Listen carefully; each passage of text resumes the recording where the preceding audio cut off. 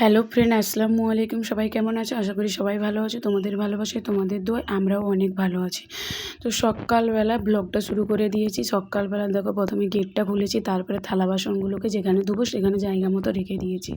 তো তারপরে এই যে ছোটো মুরগির বাচ্চা যে 10টা ছানা উঠেছিল ওর কাছে এলাম। ওর কাছে পানি ছিল না, তো ওকে পানি দিতে হবে। তারপরে এই যে বড় মুরগিগুলোকে ঢেকে রেখে দিয়েছি, খাবার দিয়েছি। আর ওরা নিজেদের মধ্যে কামড়াকামড়ি করছে, তাই একটা ট্রিক প্রয়োগ করলাম। লবণ আর হলুদ গোলা জল দিয়েছি ইউটিউব দেখে, যদি কোনো কাজে আসবে এটা ইউটিউব দেখে আমি ওদেরকে দিয়েছি। মানে নিজেদের মধ্যে কামড়াকামড়ি করে নিজেদের চুলগুলো ছেড়ে ফেলছে। তো তারপরে দেখো হাঁসের খাবারটা করে রেখেছি, কিন্তু ওরা আসেনি, চলে গেছে, মানে পানিতে চড়তে চলে গেছে।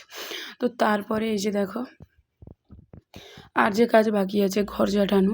তো তার মধ্যে আর একটা জিনিস দেখো, এই আমাদের গরিবের ঘরে যদি ইঁদুর বসবাস করে আমরা থাকবো কোথায়? দেখো ইঁদুর কেমন গর্ত খুলে দিয়েছে এদিকে আর ওইখানটা, 2-3টে জায়গায় আমি কাঁচা মাঠ থেকে নিয়ে এসে এগুলো ভরাট করে দিয়েছি। তো তারপরে দেখো এই যে বালতিতে জল আর মগ রেখে দিয়েছি, এবার থালা বাসনটাকে ধুয়ে নেব। তো তারপরে যাব গ্যাসের কাছে। গ্যাসের অবস্থাটা তো দেখে বুঝতে পারছো খুবই খারাপ। তো গ্যাসের টেবিলের তলায়ও চা পড়ে, দুধ পড়ে, তো ভাতের ফ্যান পড়ে। তো ওগুলো সব কিছু একসাথে ধুয়ে আজকে ক্লিন করে নেব। তো এই যে দেখো এগুলো পড়ে কেমন লালচে হয়ে গেছে। তো এগুলোকে পরিষ্কার করে নিতে হবে। তার আগে আমি একটা বলে কী করেছি, জল নিয়ে নিয়েছি, তো তারপরে সাবান নিয়ে নিয়েছি যেটা দিয়ে আমি থালা বাসন ধুই। তারপরে সবগুলো পরিষ্কার করে তারপরে গ্যাস পরিষ্কার করব। এগুলো পরিষ্কার না করলে অনেক দিন থেকে গেলে অনেকটা ময়লা জমে যাবে, আবার তেল চিটচিট করবে, ভালোও লাগবে না। তো তারপরে ওটা তলাটা মুছে নিয়ে গ্যাসটাকে আবার টেবিলে তুললাম। টেবিলে তুলে আবার স্কচ ব্রাইট দিয়ে গ্যাসের উপরটাকে, মানে গ্যাসের যে বলটা ওটাকে ভালো করে ঘষে নিজে নিতে হবে, না হলে জং হয়ে যাবে। তো এভাবেই পরিষ্কার 5-6 দিন অন্তর পরিষ্কার করে রাখলে তো তেমন জংও ধরবে না, পরিষ্কার পরিচ্ছন্ন থাকবে। তো রান্নাঘর পরিষ্কার পরিচ্ছন্ন করে রাখতে কার না ভালো লাগে বলো? তো একাই মানুষ, একাই নিজেই সব কিছু করতে হবে। তো তারপরে পরিষ্কার করে একটা শুকনো কাপড় দিয়ে মুছে নিয়ে তারপরে এই বার্নারগুলোকে বসিয়ে দিলাম। তো তারপরে আরও অনেক রকমের কাজ আছে, সেটা তোমাদের সঙ্গে শেয়ার করব। তার আগে একটা কথা বলে দিচ্ছি, যদি আমার চ্যানেলে নতুন বন্ধুরা আমার ভিডিওগুলো দেখছো, লাইক কমেন্ট শেয়ার অবশ্যই করে দিও। তো তারপরে দেখো এই যে কতটা নোংরা পানি বেরিয়েছে। তো তারপরে চলে এলাম, ঘর ঝাঁটানো এখনও হয়নি, তো ঘরগুলো ঝাঁটাতে হবে। তো হাতে ঝাড়ু নিয়ে নিলাম, তারপরে ঘরদোরগুলো পরিষ্কার করে নেব। সারাদিন কত রকমের কাজ থাকে, সত্যি কাজগুলো না করলেও নয়। একা মানুষ যে শুয়ে থাকবো বসে থাকবো তা তো হবার নয়, কাজগুলো নিজেকেই করতে হবে। আর এগুলো পরিষ্কার না করলে নোংরা হয়ে থাকবে, ভালোও লাগবে না, তাই বলো? তো তারপরে এগুলো পরিষ্কার করে নিয়ে একদম এই মানে সামনের দুটো রুমের মধ্যিখানের এই রুমটা, এই রান্নাঘরটা সব কিছু একদম পরিষ্কার করে তারপরে এই যে নোংরাটা জমবে এটাকে আমি বেলচা দিয়ে বাইরে ফেলে দেবো। আর আমাদের এখনও মেজো হয়নি, তো প্রত্যেক দিন অনেকটা করে নোংরা জমে যায়। না দেখলে তোমরা বিশ্বাস করবে না, অনেকটাই পরিমাণে নোংরা জমে দেয়। আর 6-7 দিন অন্তর করে আমাকে কী বলে, আমরা তো বলি লাতা, মানে লেপতে হয়। তারপরে দেখো হাঁসগুলো কী হলো, চলে এসছে, ওদেরকে ওই খাবারটা আবার ওরা খাচ্ছে।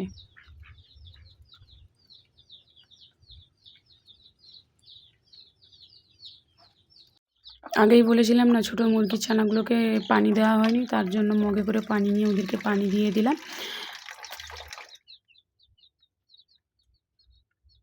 তারপরে আমার ছেলে তো নেই, আমার মায়ের কাছে গেছে। আমার যে ছাত্রী রয়েছে পড়তে বসছে, এসে গেছে। তো তারপরে দেখো বিছান টিছান কিছু গোছানো হয়নি। তো তারপরে এতটাই গরম লাগছে শুধু নিজের মুখটাকে ওড়না দিয়ে মুছি। তারপরে চলে এলাম নিজের দাঁতের সঙ্গে যুদ্ধ করতে। তো তার মধ্যে এই যে দেখো বিছানটাকেও ভালোভাবে পরিপাটিভাবে গুছিয়ে নিয়েছি। তারপরে আরেকটা দেখো, এতগুলো কাজ করে এলাম, দেখতে পাচ্ছ কেমন লোডশেডিং হচ্ছে, কারেন্ট নেই। তো তারপরে অনেকক্ষণ পরে দেখো কারেন্টটা এসছে। কারেন্ট না থাকলে সত্যিই মনে হয় কতটা কষ্ট হয়, যে সেটা যার থাকে না সে বুঝতে পারে। প্রচুর এখন এই গরমের সময় যদি লোডশেডিং বা কারেন্ট না থাকে প্রচুর কষ্ট হয়। তো তারপরে পড়ানো টড়ানো শেষ হয়ে গেছে, ছুটি দিয়ে তারপরে টেবিল ফ্যানটা গুছিয়ে রাখলাম। এখানে যে রুমে যে ময়লাটা ছিল তো ওটাকে পরিষ্কার করে ঝাড় দিয়ে দিলাম। তো তারপরে চলো আরও কত রকমের কাজ আছে সেটাও তোমাদের সঙ্গে শেয়ার করব। সারাদিন তোমরা আমার সঙ্গে থাকো, আমার ভিডিওগুলো দেখতে থাকো।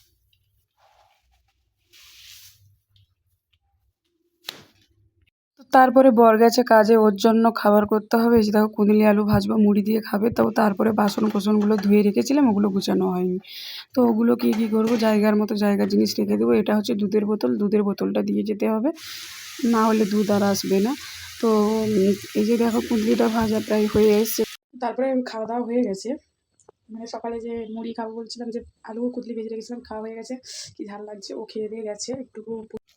তো তারপরে আর বলার দরকার নেই, কোথায় এসেছি বলো তো, ফ্রিজটাকে অনেক দিন ক্লিন করা হয়নি, তো চলে এলাম ফ্রিজের কাছে ক্লিন করতে।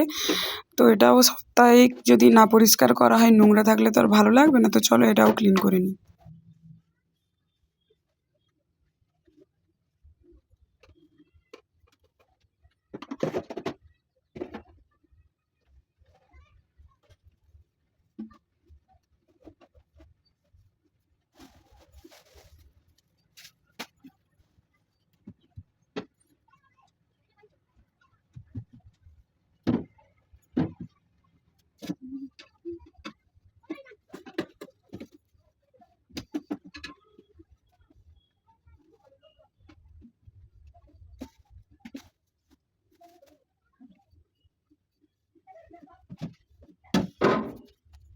তারপরে ক্লিন করে দেখতে পাচ্ছ যে যার জায়গার মতো জিনিস রেখেছি। তো আমার বাড়িতে তো দুজন, তো বেশি কিছু নেই।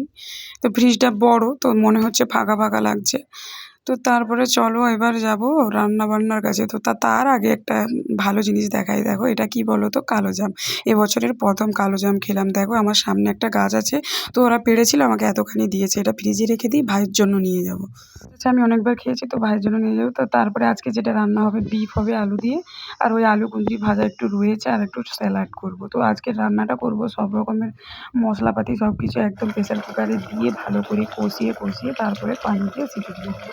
এদিকে ভাতও বসিয়ে দিয়েছি। তো তারপরে চলে এলাম একদম খাওয়া দাওয়ার পর্বে। দেখতে পাচ্ছ এই যে আমি এটাকে কি বলে, নানলি। নানলি খেতে কার না ভালোবাসে, আমার তো খুব ভালো লাগে। এই যে দেখো কি টেস্টি খেতে। তো ছেলে নেই, তো তাই জন্য আমি খেয়ে নিলাম, নাহলে ছেলেকে দিতাম। তো চলো আজকের মতো টাটা, এখানেই শেষ করে দিলাম। তো দেখা হচ্ছে নেক্সট একটি ব্লগে।